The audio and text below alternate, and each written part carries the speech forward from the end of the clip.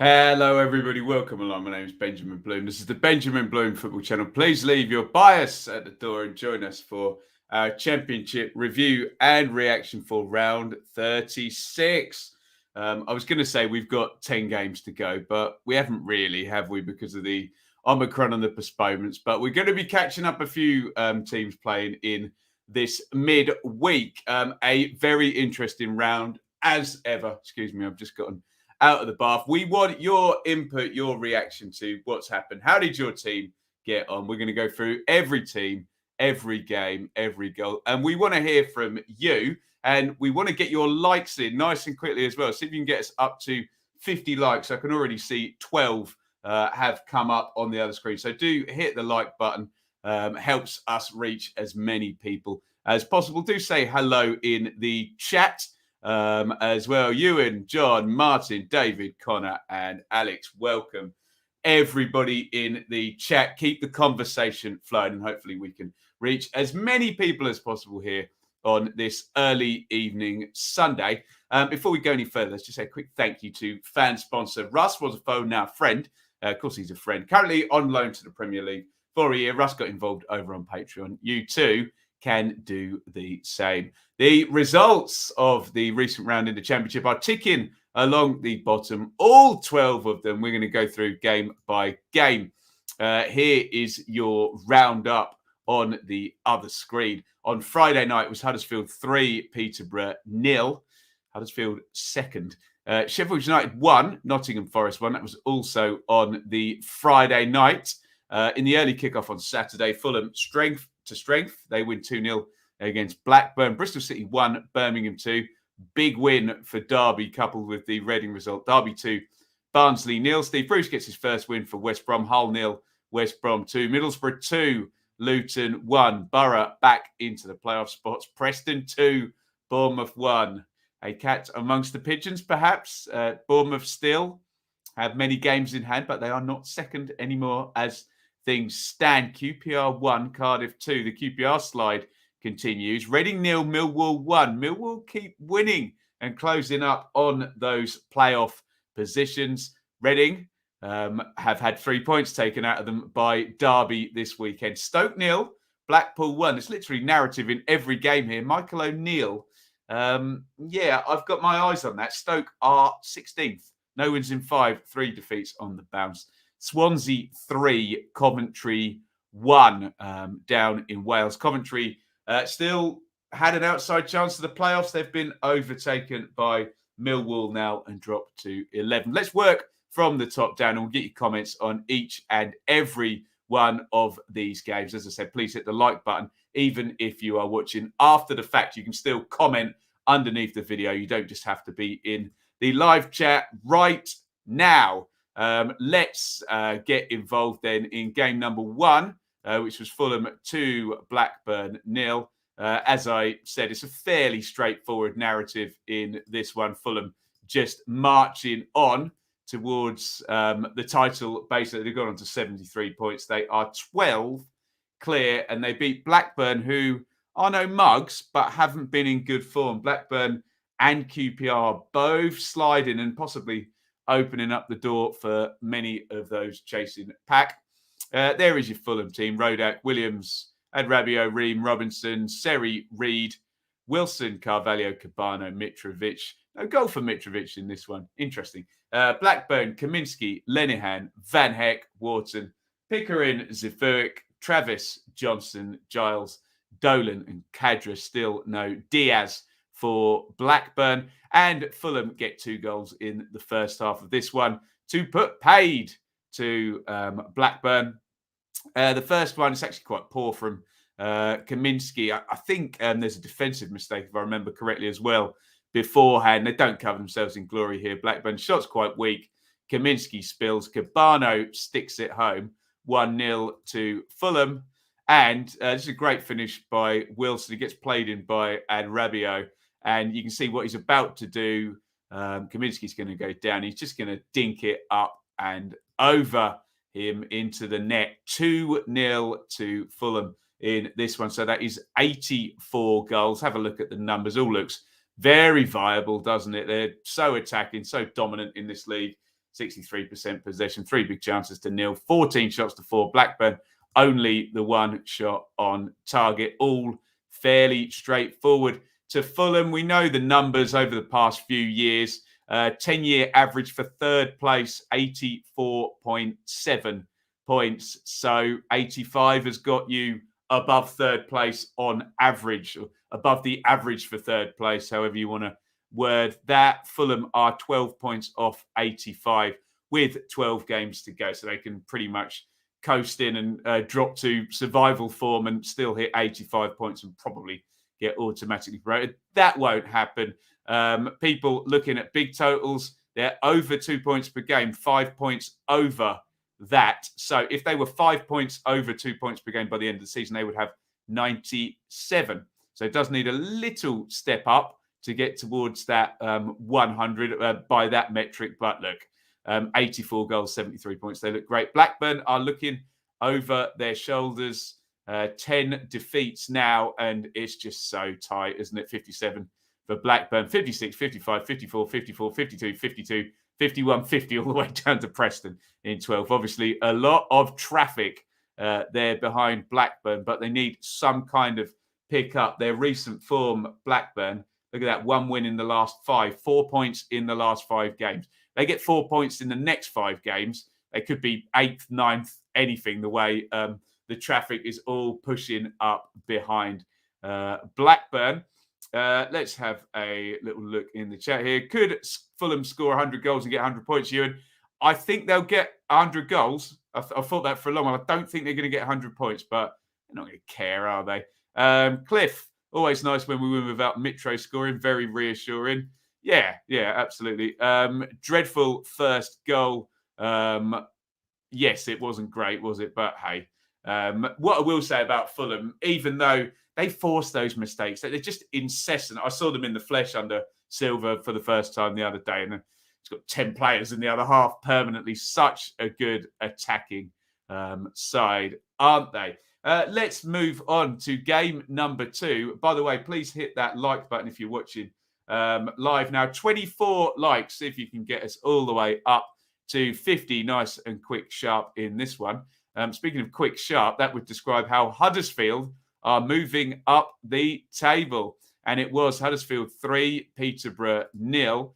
Sadly for, and this is no knock on Huddersfield, sadly for Peterborough fans at the moment, the easiest championship game is Peterborough at home. Literally everybody beats Peterborough. What is Peterborough's away record now? Let me just quickly check so I've got my facts straight.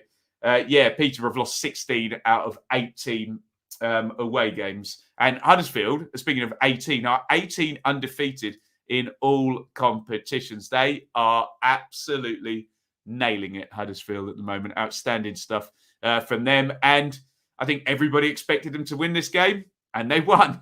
Nichols in goal for the Terriers. Get your comments in, guys. I'll read as many out as I can. Turton, Pearson, Lees, Toffolo, O'Brien, Russell, Sinani, Thomas, Ward, and Holmes. The latest Huddersfield team to do the business. 4th win on the bounce as well. For Posh, Cornell in goal, Knight, Edwards, Beavers, Coulson, Ward, Fuchs, Grant, Smodic, Poku, and Ricky Jade Jones. And this was all done and dusted within the first half, wasn't it? Huddersfield go 2-0 up within 7 minutes. And that is just a sign of a side in great form, isn't it? Just coming out of the traps. Game over before 10 minutes are even done, I think. Great finish by Sinani here on loan from Norwich. He bends that one round with his left foot. Bit scruffy defensively. Peterborough getting a not desirable position. You can see it's a very good finish by Sinani. Bends it in with the left foot. Remember that one, maybe for your goal of the round. Throw Wilson's little dink in. That was a Lovely goal. He may have been VAR'd for that one in the Premier League, I have to say, Wilson. But here comes Tom Lees. Huddersfield have been very, very good from set plays this season. Sinani curls it in. Lees heads it in on the near post. And a double for Tom Lees. How about that? That sums up Huddersfield's season, doesn't it? It's headed back across this one by Toffolo, who's on the back post. There's another excellent set play goal from Huddersfield. A bit blurry in there, but Tom Lees heads it in. And where will this Huddersfield season end? Nice and viable. Again, look, only one shot on target in the game for Peterborough. 2 big chances to nil. 59 on the possession.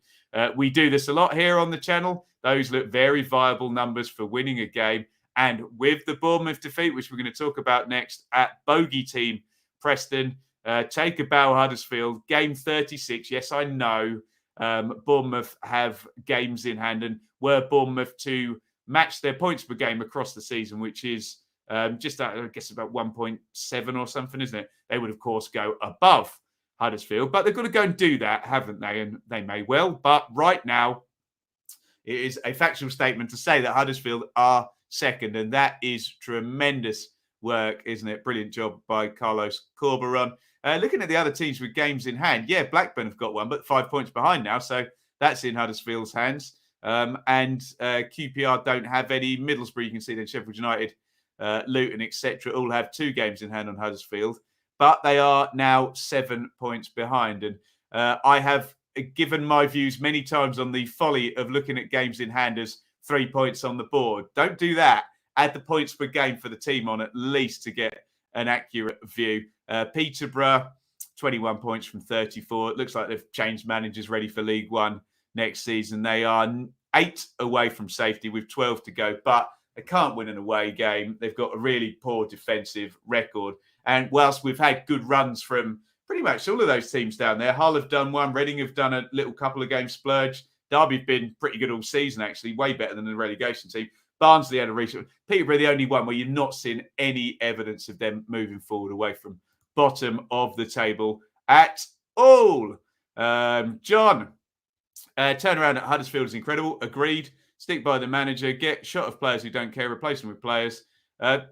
Easier said than done, John, isn't it? But it's exactly what they've done. Really brilliant stuff by Huddersfield, isn't it? Great win for Huddersfield. They could still win automatic promotion. They could, Ewan. Yeah, we need a Bournemouth collapse. Bournemouth really need to drop off in a bad way, given the advantage the games in hand and their excellent transfer window should have. But there we go.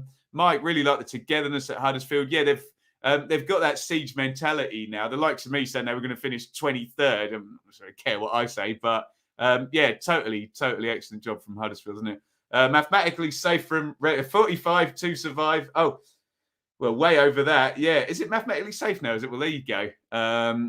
Worst we can be is third with games played in hand. I'll take playoffs all day long. Bournemouth capitulation. Yeah. Well said, Jacob. It is still kind of down to Bournemouth, isn't it? But Huddersfield, yeah, whatever you say. At the moment, you would say for Bournemouth to be below Huddersfield, given resource and the way the Championship works financially, that's a big winner for Huddersfield, even with the games in hand. Andy, Peterborough, usually a banana skin. One more step towards the playoffs. Yeah, good to see.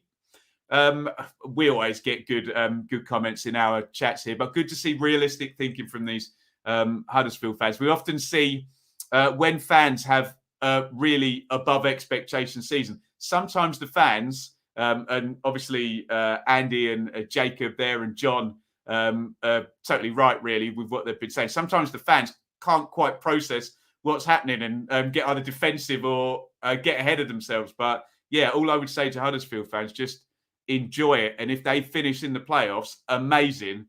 They finish in the top 2. What a story. What a story, Tom. McCann surely realistically bought in for the promotion push next year. Posh players seem to have worryingly given up already. It's a very easy habit to get into, that losing habit. I saw my team, Ipswich, they're pretty much relegated by the start of December. And once that psychology had got in, you just could not see them winning a game. And that appears to be where Peterborough are at the moment. Johnson, Clark, Harrison let down Erdin. Yeah, I was excited about seeing him. Wasn't going to be the next Ivan Toney. Absolutely not, apparently so. But we'll see whether someone takes him in the summer or whether He'll be a League One player again. Thank you for everybody who's hit the like button, 35 already. See if you can get us up to 50 as we move on to a bit of a shock defeat here for Bournemouth. And it's a cat amongst the pigeons result. It's Preston 2, Bournemouth 1. And this is the result that opens up the door there at the top for us to even have a conversation about Huddersfield. We said Preston were a little bit of a bogey team for Bournemouth. They are, aren't they? And they got the win again, coming from behind late on to win this. Preston 2, Bournemouth 1. Get your comments in on this one. There are your teams. Iverson in goal for Preston. Vandenberg, Diaby, Hughes, Earl Potts, Brown, Whiteman, Johnson, Evans and Archer. For Bournemouth, Travers, Smith, Phillips, Kelly, Zamira, Billingcook, Cantwell, Lowe, Solanke and Anthony. And it is Jamal Lowe, who we just mentioned, who gives Bournemouth the lead on 50 minutes in this one. And you're looking at the tables then and thinking, okay, here they go. You know, these two parachute teams away, the top two. But things move fast in the Championship, don't they? Clever from Lowe. He kind of steals across the back there after you see Anthony with his arms up there, number 32. Has put it across. He just sneaks it in front of the keeper and he can stick that into the empty net. But, and some of my Bournemouth friends on Twitter are saying they didn't manage the game well here. And this has been a criticism of Parker before. Even when his side gets in front, there's not really a sense that they either go and throttle the game or, they just kind of keep doing what they're doing, which means then if the opponents make a change and maybe go for it a little bit, they sort of know what to expect from Bournemouth. That's been the criticism. Don't know whether that's an unreasonable criticism or not. Might be perfectly reasonable. Here come the comeback goals then. Cantwell goes down in the build-up for this one. Didn't look like a foul to me. Johnson then is able to knock it inside to Archer, who's been in fine form. The loanee from Villa sticks that one into the corner. And this is a great finish, I have to say, from Emil Rees. The equaliser, by the way, went in on 54. This is the winner. Brown slides him in on 89. And you know from that angle, Travis looks like he's got a good position there. You know it's got to be a good shot. You've got to hit that one hard, early, accurate. Any two of those three. And I think he probably, it's not right in the corner, but he smashes this one hard and low past the keeper. Good finish by Rees, who is pitching for 50. I don't know how many goals he's got, actually. 15. He's certainly going to be putting up a good total. I'm really quickly going to click the button on the laptop here, and it's going to tell me Emil Rees 13. So can he get above 15 for the season? Probably can. 17, 18. That's going to be a really nice finish for him and a nice finish for Preston in this one. They get the win. And the numbers tell us, look at that. That's not great if you're a Bournemouth fan, is it? Okay, 0 big chances conceded by Bournemouth. Only 1 created.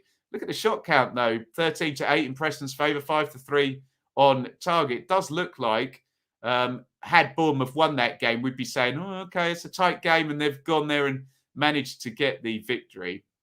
Look, it is still very much in Bournemouth's hands, however much we sit here and praise Huddersfield.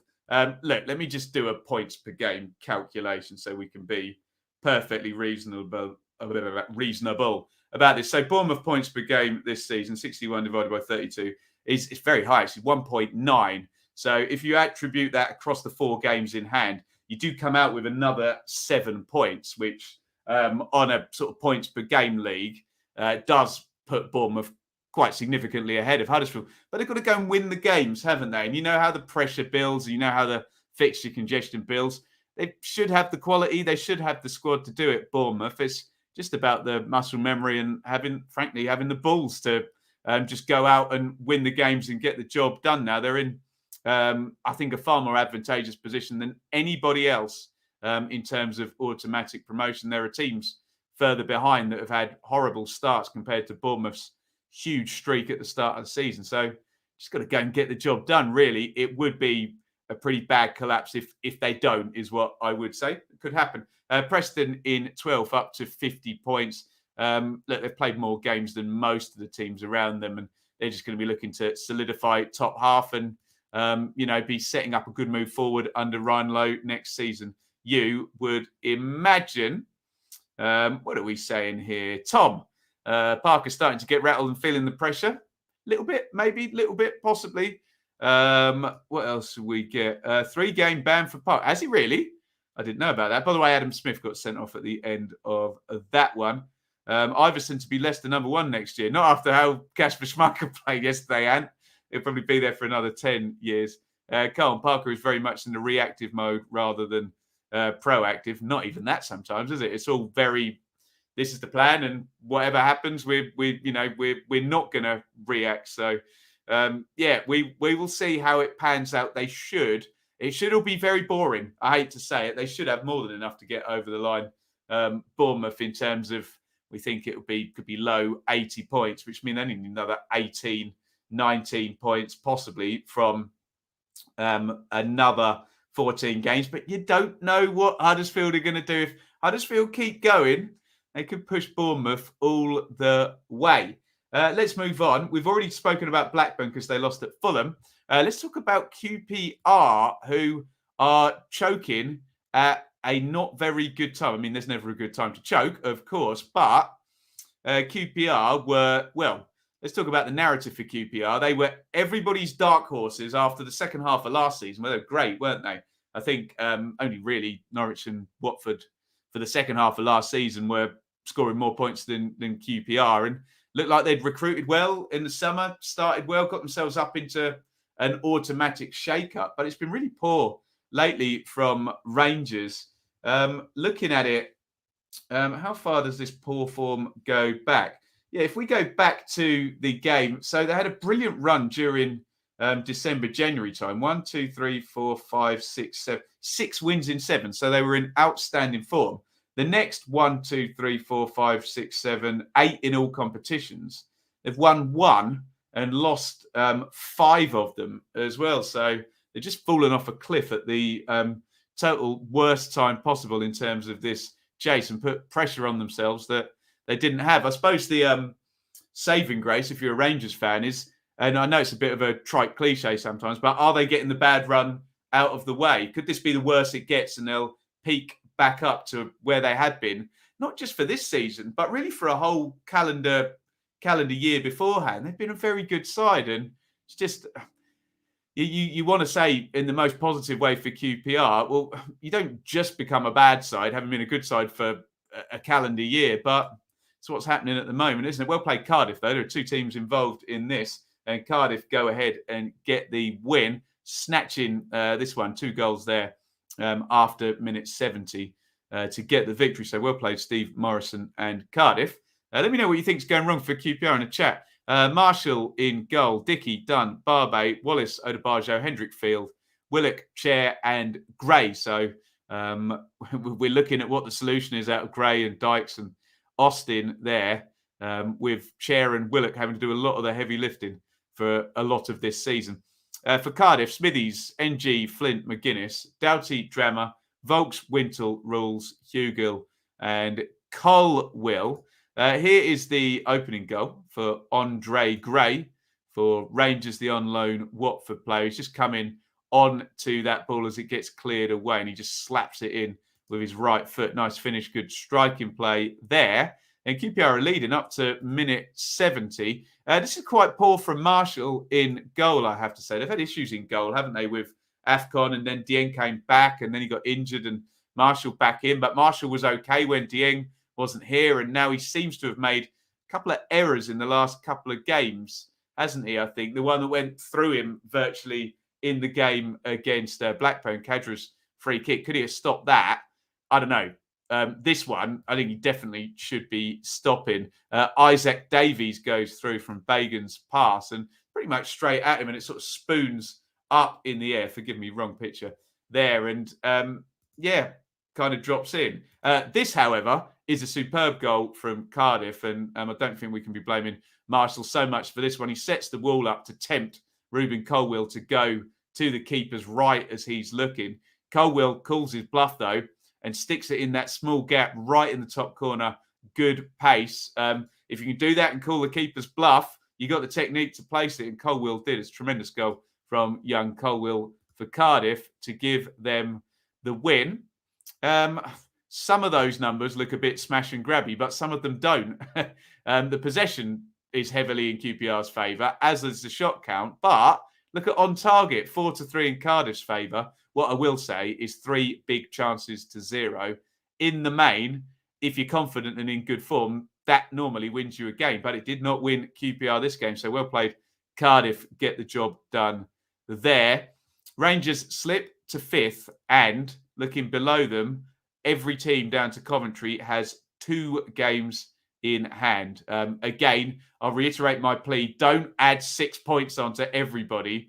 Barely 2 of those sides will win both of their games in hand. But somebody will likely go past QPR unless there's some kind of pickup from Rangers back to how we think they are. That's pretty good for Cardiff now, isn't it? They've played 37, so they may get overtaken by a couple of teams. But 45 to survive. They've got it. Well played, Steve Morrison, after the abject run under Mick McCarthy earlier in the season. And it's just a building job now for Cardiff, and Morrison's got the keys, and away he goes.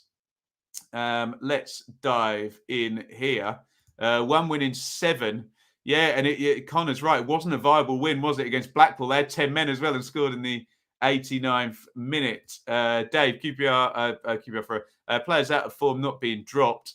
Same excuses after every loss, and Dyke seems to have disappeared.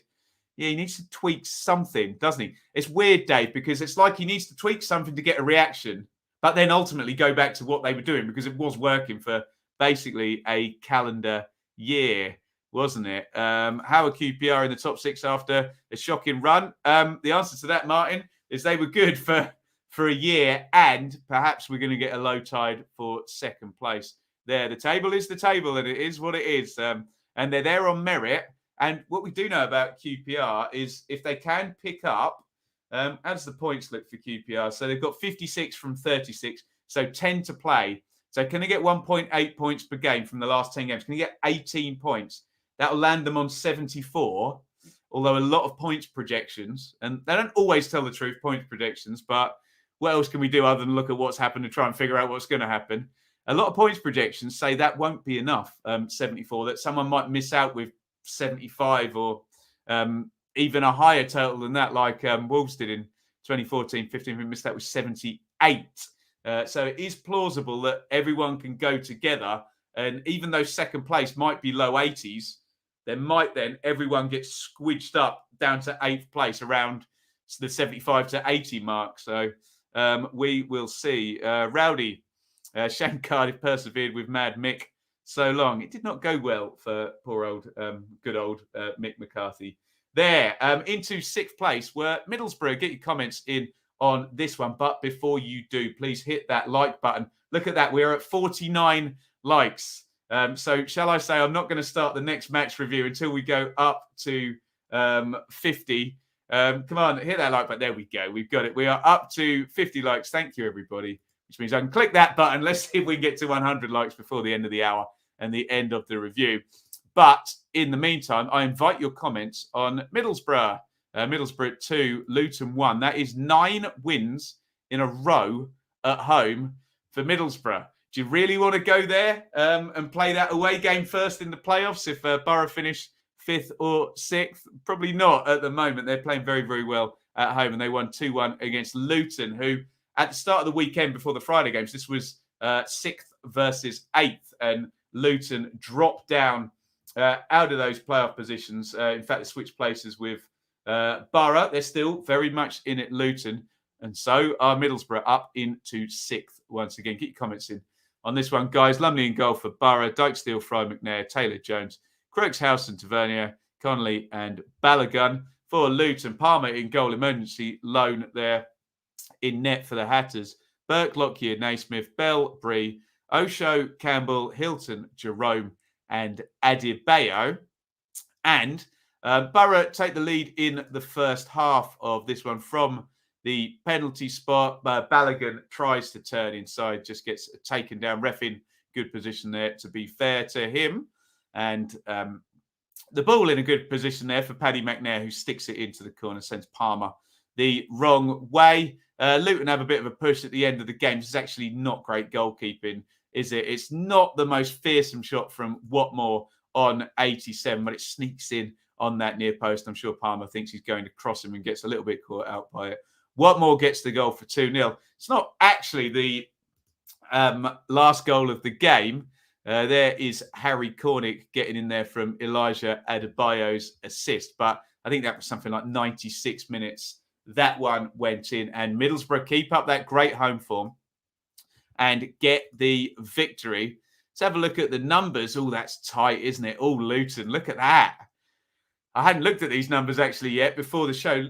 Look, 9 shots to 8, 5-3 on target in Luton's favourite. 4 big chances to 1. So you would be saying, if you were looking purely at those numbers and whether you think that's right or not, you're entitled to your opinion, you'd be saying Luton could have got something from that game. But at the moment, nobody's getting anything from the Riverside other than Middlesbrough, not even Kane and Son and Conte for Spurs. So Borough up in 6th, and they can really bank on that brilliant home form, can't they? They've got 55 points and a couple of games in hand on QPR and 1 on Blackburn. I will be at Bramall Lane on Tuesday night for Sheffield United versus Middlesbrough in the return of Chris Wilder. I cannot wait. Huge games coming up in midweek. Luton, look, they're still doing fantastically well, aren't they, Luton? They are in 8th spot. There is nothing to stop Luton if they can go on a run, and if it's 1.7 to 1.9 to 2 points per game for the next 5 or 6 games, they'll likely be back in those playoff spots. It's just, have they got the stamina now to keep it going, Luton, with loads and loads of other challenges? Someone's got to get in there. Why not Luton, I hear you say. Let's have a look at the comments. Where should we land here? Nick, poor first half. Chances early second half. Borough deserved it. Still only 3 losses from last 13. If we beat Coventry, that'd be 12 points from 15. Happy days, indeed. Wilder was a great appointment for manager as Middlesbrough. It's gone very, very well, hasn't it? 8 championship home wins in a row takes some doing. Absolutely, it does. David, we got Borough on Saturday. Woof. That's Millwall, isn't it, David? Tremendous. What price? Borough losing their home playoff leg? Slim at the moment, but you never know. Am I meeting up with Lee?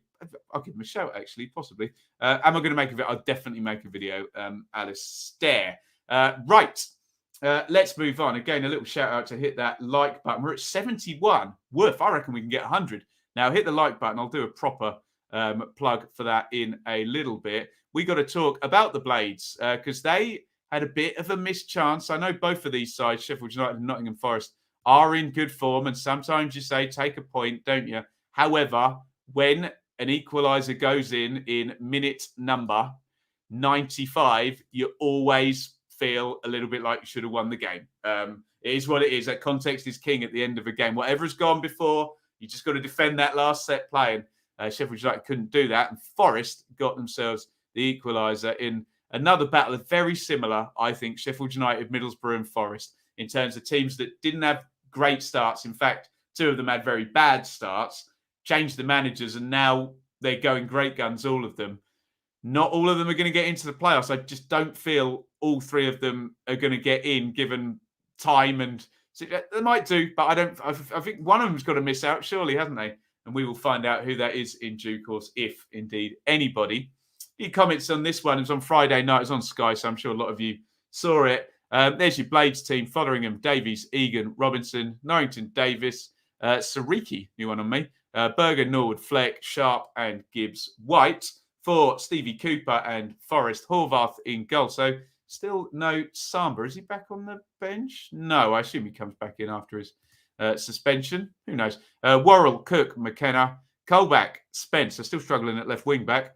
In Max Lowe's absence, Yates, Garner, Zinkernagel, Johnson, and Keenan Davis. And Forest should have taken the lead in the first half of this game because they win a penalty there. That is Reece Norrington Davies on Jed Spence, I think. Sorry, blurry picture there. I'm a big fan of Brennan Johnson. I'm friends with his dad. This is a terrible penalty, though. I think they would both admit that. Look. Basically, Fotheringham stood there. He does the angled run-up, tries to send him to either corner, pops it down the middle. Fotheringham's obviously got it scouted. Doesn't move. A bit of an embarrassing one for Johnson. And then, this is a great goal. This is such a good header by Billy Sharp. There's an angle from, it goes in off the far post, and go out of your way to see the angle from behind the goal. It just could not be more accurate from Sharp. Brilliant header in for 1-0. But minute 95, here comes the equaliser. Ryan Yates from a set play from James Garner. He glances it in on the near post. Did Forest deserve the point? Looking at the numbers in the whole game, probably, yes. Look, they're up on possession. They're up on shots. They're not up on shots on target. They're up on corners and they're up on big chances. It is a tight game that ended in a draw. And if anyone had won this game, we'd be sitting here saying they've won a tight game there. They're both good sides. They're both in form. They're both durable. Sheffield United hadn't conceded a goal at home for about 100 years, had they?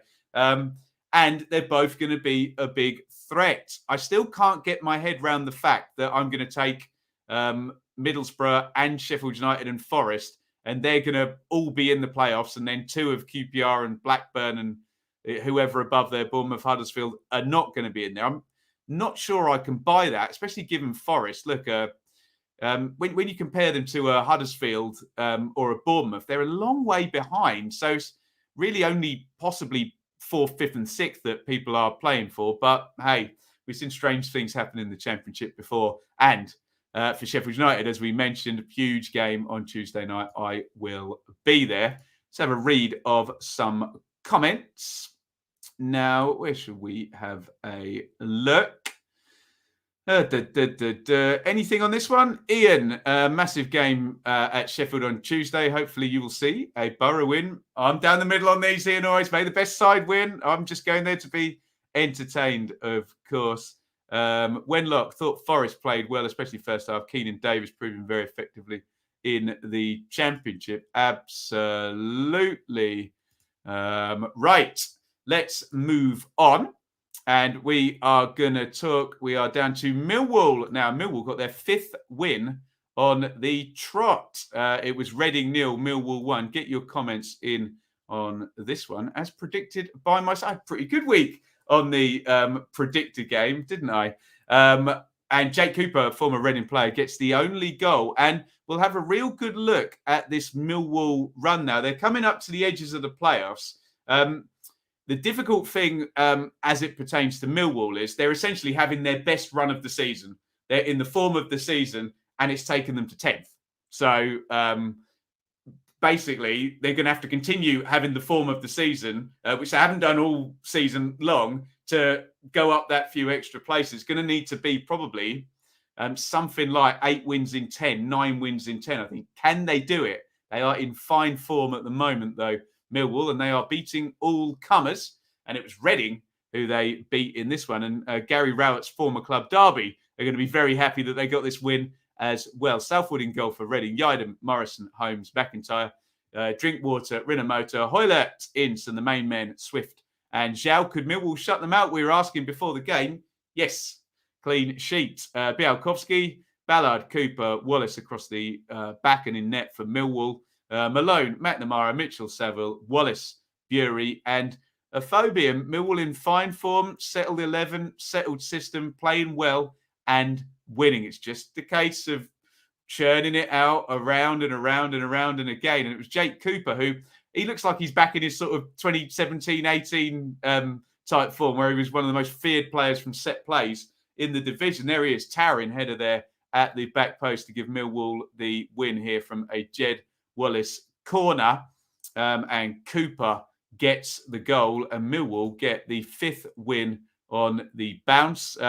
Let's have a look at the numbers, and it's all very Gary Rowett away win stuff, isn't it? Yes, they surrendered possession and shots. Okay, 3-2 on target. Didn't surrender any big chances in this game, so we know that's how Millwall have been set up for the longest time under Rowett. Make it hard. Good defensive team. Threat from Jed Wallace, particularly, and set plays. And if you don't score, you're in trouble. And as Reading proved here. So, for all you Millwall fans asking me about this, Millwall at 52, and they're in the form of the season. 5 straight victories. Let's just have a look at the opponents in those 5 games. So Cardiff, they beat QPR. They're in the top 6, but not in good form. Beat Derby. Derby good at home, to be fair. Beat Sheffield United. And they beat Reading. So look, Sheffield United are a very decent opponent in there that Millwall have beaten. So, look, the question really is, can they win, say, 3 out of the next 5, and then it becomes 8 wins in 10? Can they keep it going? We will find out, won't we? They've left themselves a lot to do. But what we'll say about Millwall is everyone has praised the hell out of Steve Cooper, and rightly so after the first 7 games under Chris Hughton. But look, Forest and Millwall got exactly the same record. So they're in exactly the same starting point for these last 12 games. Now, Reading, more pertinently, down at the bottom in that relegation race. Well, we'll talk about Derby in a minute, but Reading is a 5-point advantage they've got now. This was the worst-case scenario for Reading. Well, other than Hull don't really matter. But one of those sides below winning and Reading losing. Reading needed a win themselves in this game and a draw between Derby and Barnsley, and they got neither. Let's have a look into the comments. Mr. E, we got routed. I think you did, didn't you? Apart from the goal, Ince made us better defensively, maybe took something away in attack. Our fans not happy that Maite and Ajari only got 15 minutes. They're going to be key for the rest of the season. What else have we got here? Calm, I can see Millwall joining the playoff picture, hitting form at just the right time, though the next 3 could define that. It's just hard, isn't it, when the best run and the best form of your season takes you to 10th. You'd be wanting that run to be like for Luton, for example, who had a better season for the most part than Millwall. Their good run took them into 6th, and then you can really build on that. So it's difficult. It's still a long way to go, but you can't knock Millwall's excellent form. Can you? 8 injuries for Millwall, though. The first team looks decent, though, Connor, doesn't it? Regardless of those injuries, and they are doing the business, aren't we? Love juicy Jake Cooper. I bet you do at the moment. Ned, my only concern is Millwall as normal. We end up broken-hearted, never broken-hearted, hey?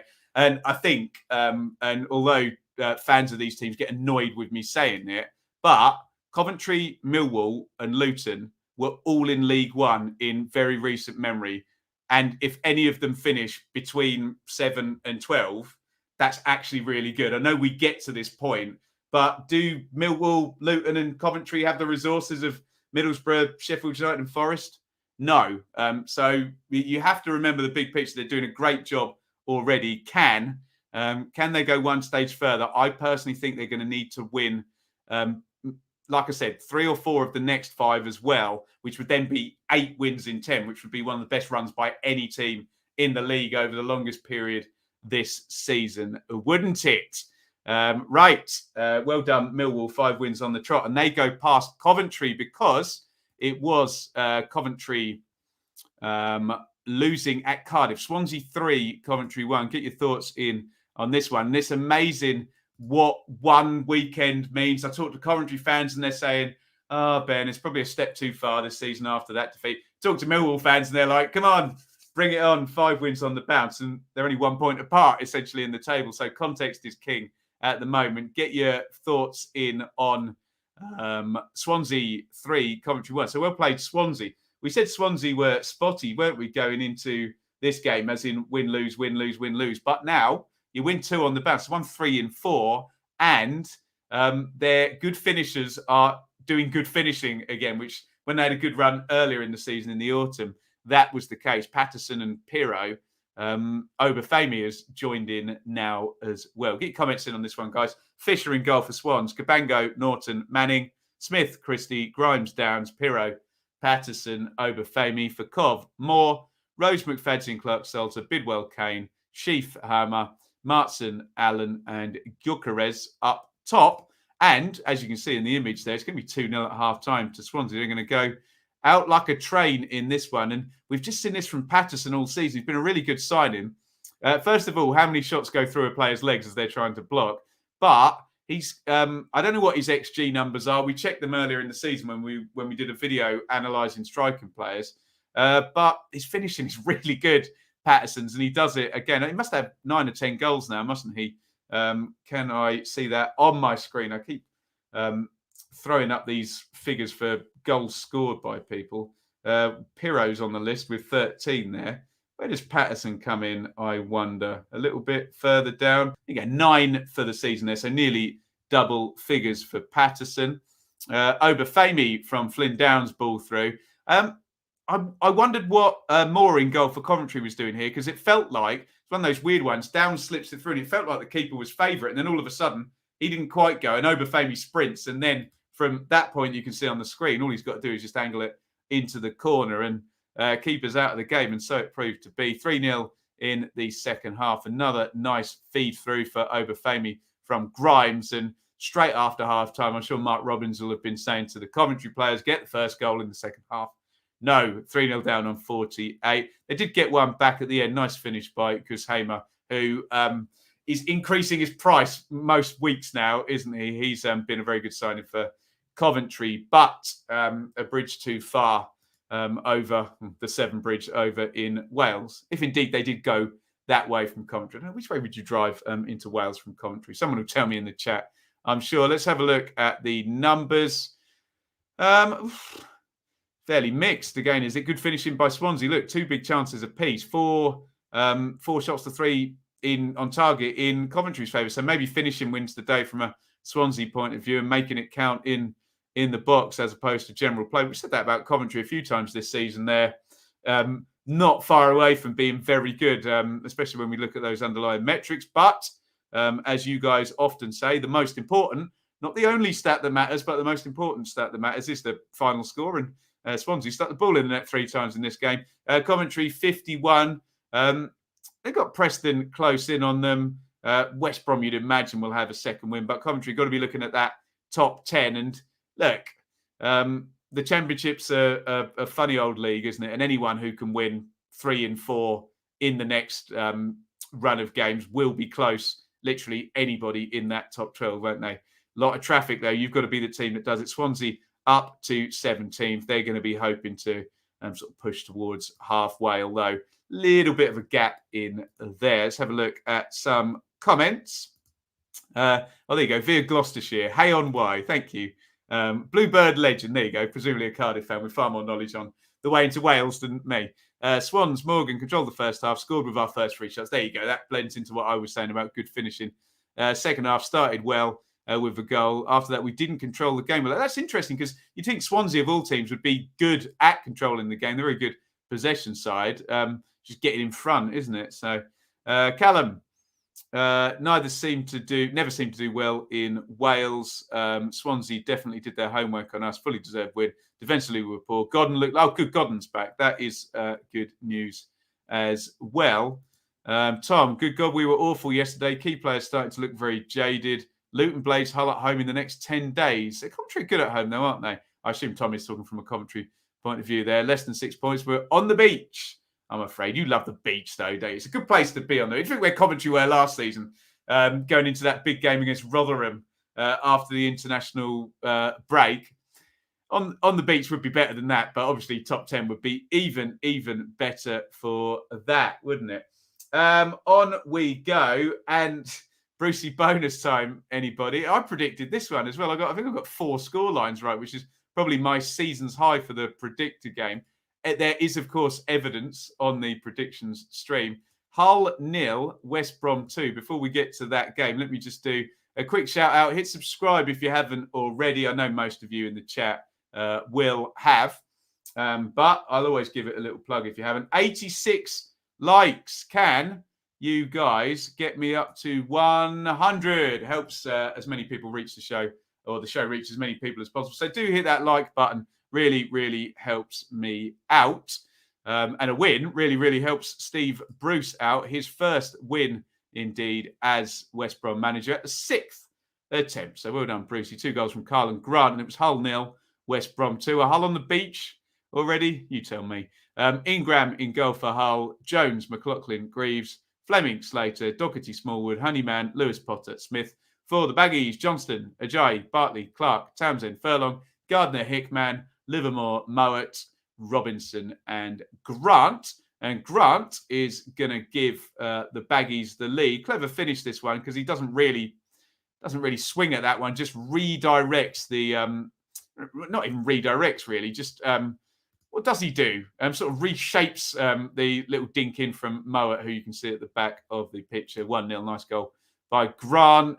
Greaves gets himself in all kinds of a muddle there. We like Greaves, good player, isn't he? Good young player for Hull, but yeah, he's a bit banged to rights with that picture. As soon as those arms come out, you know the whistle's going and the penalty's going to get given, don't you? Carlton Grant slots the penalty in 2-0 to the Baggies. Let's have a look at the numbers. This all feels very Steve Bruce, Gary Rowett type thing. Yes, they conceded shots, but not many on target. And 3 big chances to 1 looks fairly viable. Game state as well, they were probably able to sit back a little bit at 2-0. This big bad run for West Brom, though, look, 49 points. They're not being mentioned in terms of the playoff picture. And if I'm talking about Millwall having to win 3 from the next 5, who are a couple of 3 points higher with a game more and in better form, then West Brom just need a winning streak if anything's going to happen here under Steve Bruce. They need to do what Millwall have just done and win 5 on the trot or something like that. And then maybe we can have a conversation.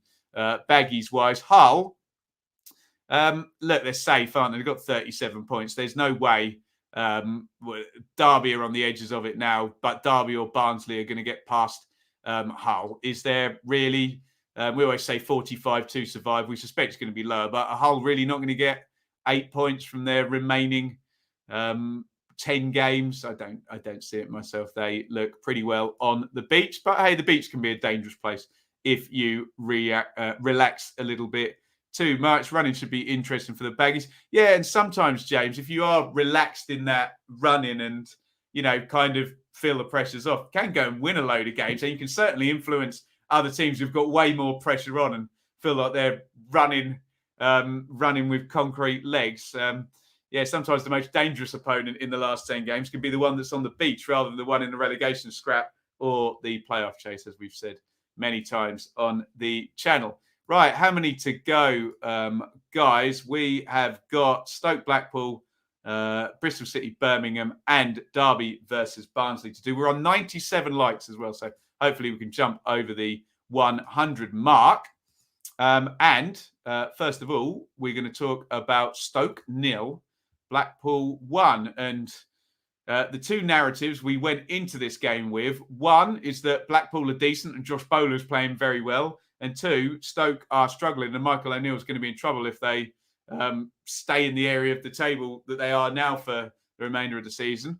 Well, they lost Stoke and Bowler scored the winning goal. So I think we were barking up the right tree with our pre-game analysis here.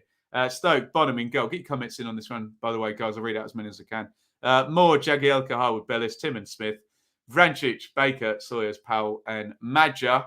For Paul, Grimshaw, Sterling, Ekpiteta, Thornley, James, Hamilton and Bowler wide, Dougal and Stewart central, Medine and Lavery up top. And, well, it's not going to be one of those strikes. It's going to be substitute Jerry Yates with a nice little round the corner for Josh Bowler in the form he's in at the moment. I think, what's that, 6 in 8 games now for Bowler. You can see Yates, sorry, not Lavery. Yates has just spun that around the corner. He's by the penalty spot. And Bowler, nice and narrow for a right winger. Good finisher as well, as he's proven at the moment. He is a hot property in hot form. So are Blackpool. Stoke are not. It's a tight one. You have to say that.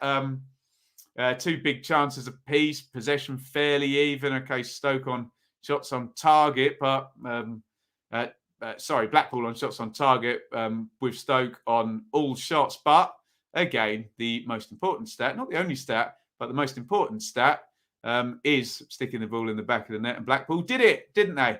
They are above Stoke. That is quite the achievement when you see the spend of Stoke over the last few seasons, and certainly some interesting financial results out of Stoke this season. And I don't think that's going to be enough to keep Michael O'Neill in his job, I have to say. Unless they're really in austerity mode and they're keeping him whatever. But Stoke shouldn't be there in 16th given their squad and their spend. Blackpool, well played, 48. They look nice and safe and steady. And they would rather head towards the top half than the beach for the remainder of the season. And keep whacking an extra few $100,000 on Bowler's value every game, because every club needs to trade in the Championship. Matt Bowler off to the Premier League in the summer, 8 million.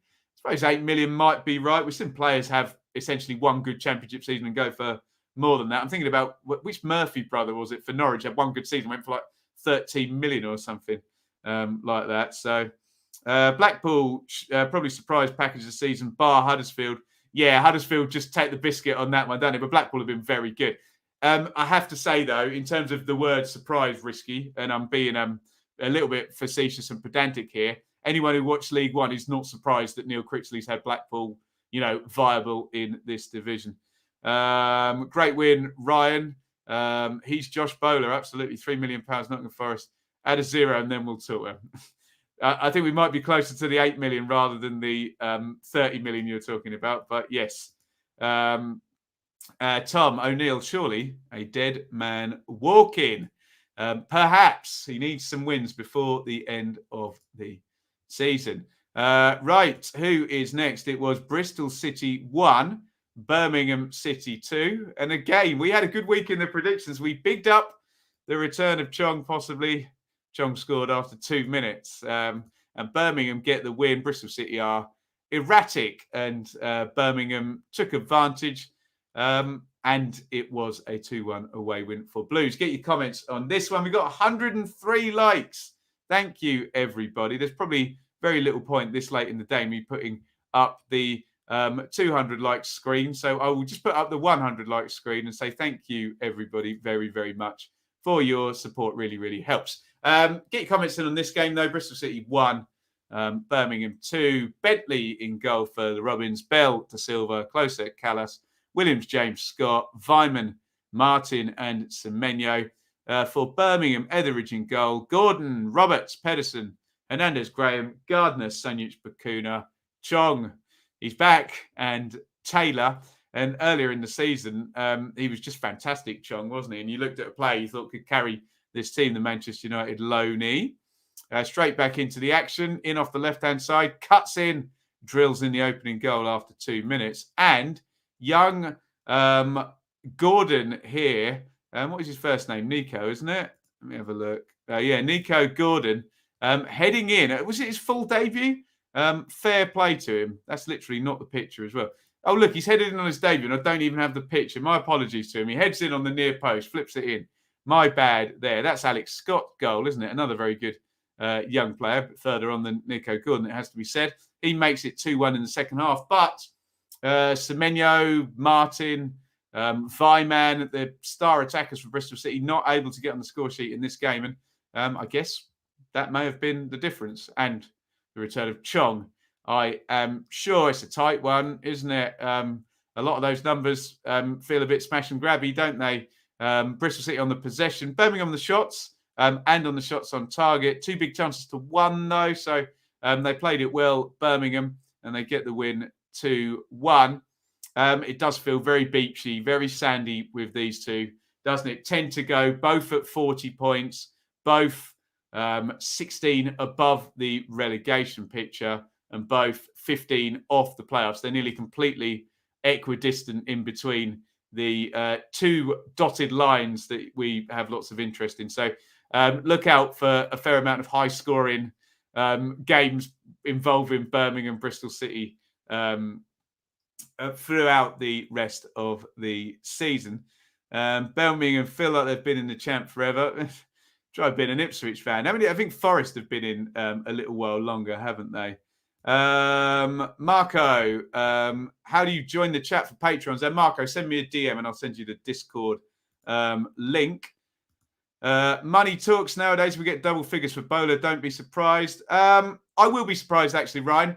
What I always ask people when they quote a price for a player, especially when they support the team the player is playing for, is to tell me a similar player who went for the amount you're quoting. Hey, money talks, but I don't know. I don't see 10 million for Josh Bowler after one good season. But hey, stranger things have happened. Pre-COVID market, maybe, but you tell me. Liam, game was over in the first 15 minutes. When Pearson plays a striker at right back, what do you expect? Well, there you go. Anyone else think Scott Hogan underachieved in his career? I know what you mean, Marco. there's an argument that he achieved exactly what he was meant to achieve, as in being a decent striker at second tier level, but never quite getting any higher. Maybe some erratic finishing has parlayed into that. But look, a decent career for sure, and a couple of big transfer fees from Brentford to Villa in particular. Right, let's talk about the big relegation battle. And it was Derby 2, Barnsley 0, Reading lost. And Derby still have far better numbers than anybody else down at the bottom of the table, don't they? But they have a 21 points deduction, which is really not helpful, is it, at all? So, look, we're still in the conversation. They still can do it. And I don't know, is the toothpaste out of the tube at Reading? Have they had their little splurge? I don't know. Ijara and Maite are back, though, so maybe there'll be another one coming. But look, Derby just got to keep doing what they're doing and hope that Reading do fall off. I'll figure out the points per game in a second, but it's good for Derby. Put it this way: if we had the 21 points on, it's 55, isn't it? Yeah, 24 or 21. Yeah, 45. Yeah, they would be a 45-point side, wouldn't they, with the 21 points added on Derby County.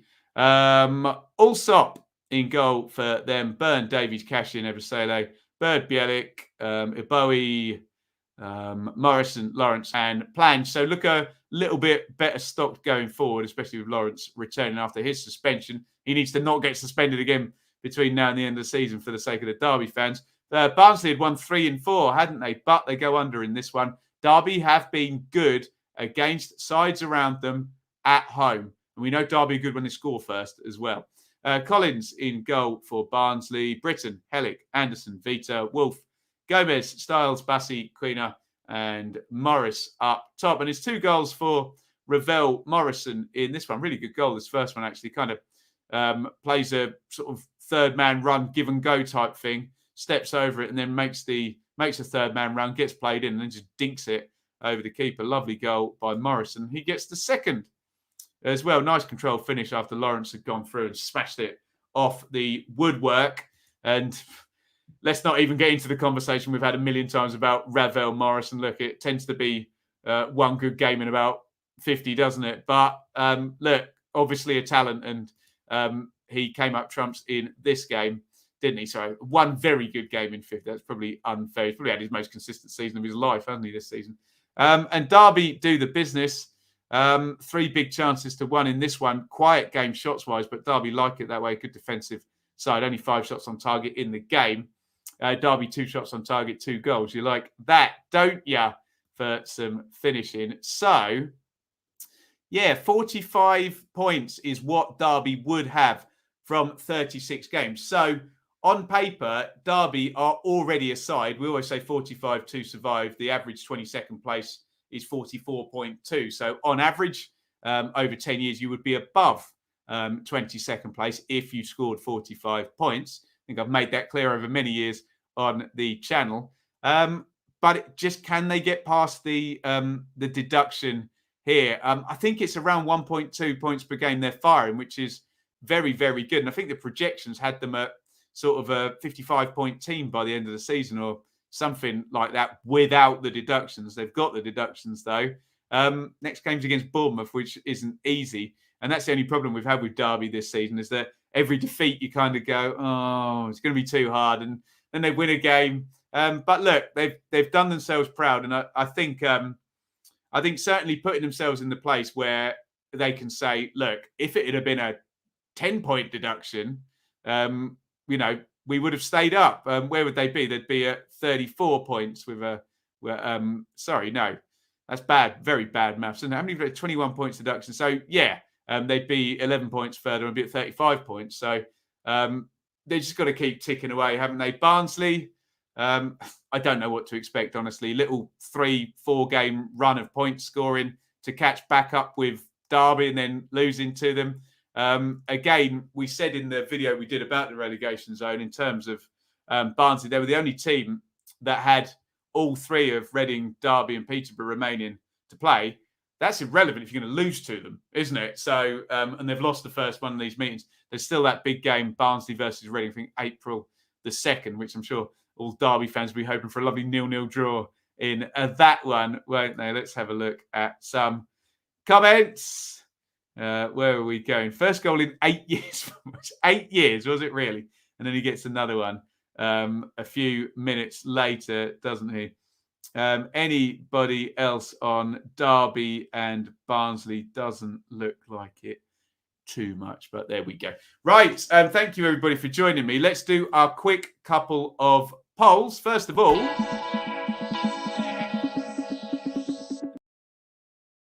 team of the round. So I would love your votes. Just put one team name in there. If I can make my normal pleas, football fans in the main are implicitly biased towards the team they support. Please don't do that. Try and override it. So listen to all the winners. And who is your team of the round? Is it Huddersfield? Is it Fulham? Is it Birmingham? Is it Derby? Is it West Brom? Is it Middlesbrough? Is it Preston? Is it Cardiff? Is it Millwall, Blackpool, or Swansea? Get your team of the round in. We're looking for the one that did the most impressive in the context of this round of fixtures to win their game, rather than automatically trying so hard to make it the team you support. Don't do that. Let's try and get a really credible poll. Get your suggestions in. I'll let it fill up a little bit more. Are you going for Huddersfield, who are 18 undefeated? Fulham, they've had it a million times. Birmingham, who won away from home. Derby, they won a key game. Brucey got his first win for West Brom. Middlesbrough went back into the top six. Preston beat Bournemouth. They've got to be in for a shout. Cardiff have got to be in for a shout as well for winning away at QPR. Millwall won for the fifth game on the trot. They've got to be in for a shout. Blackpool have got to be in for a shout as well. And it was a good win for Swansea. You could probably argue about 8 different teams winning it this weekend. What shall we say? Right, here we go. Birmingham, Millwall, Preston, Derby, Blackpool, Birmingham. I think that's 2 Birminghams. Cardiff, Preston, Millwall, Preston, Millwall, Preston. Right, we're going to give it joint. It's between Millwall and Preston, and I don't care if anyone goes and counts it up. I'm going for Millwall and Preston as joint. Let's talk quickly about goal.